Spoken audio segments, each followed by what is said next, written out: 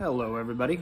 I want to show you a very excellent book that if you're into nutrition and health, this is a must read. It's called Nutrition and Physical Degeneration. It's by Dr. Weston Price.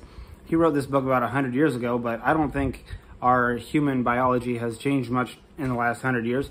So in other words, the things that promote health are still going to be similar to what he discovered, and the things that take away from our health are also going to be similar. So what this book is, it's basically a scientific study of primitive diets compared to modern diets. So he went around the world and he studied a bunch of different cultures. He studied the people in the Swiss Valley. He studied Australian Aborigines, the islanders on Polynesia, the Maori. He studied the Maasai in Africa, and lots of different tribes. And he discovered what happened to these tribes and to other groups when modern foods were introduced, the foods of modern commerce.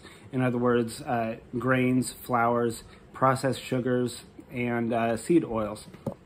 And so these people, these tribes on these islands, they had a long history of eating the indigenous foods. So they would go out, they would forage, and they would also do a lot of fishing, and a lot of hunting wild game.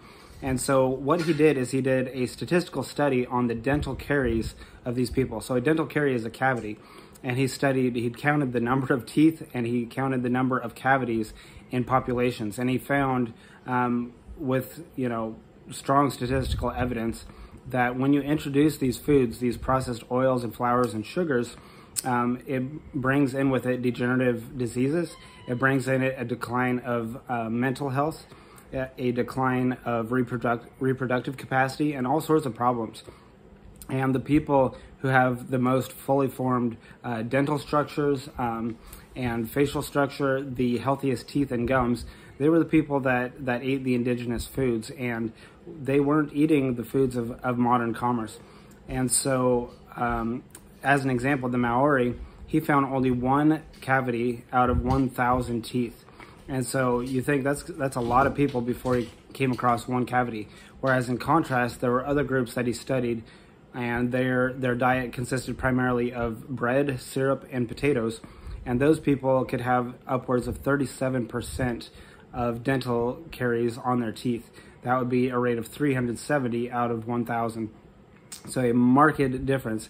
But he found with the Maasai, the Aborigines, and so forth, these people who raised their own animals or caught it wild, either from the ocean or on the land, they had much more excellent health overall. So the book is filled with pictures of people smiling and showing the healthy teeth compared to the unhealthy ones.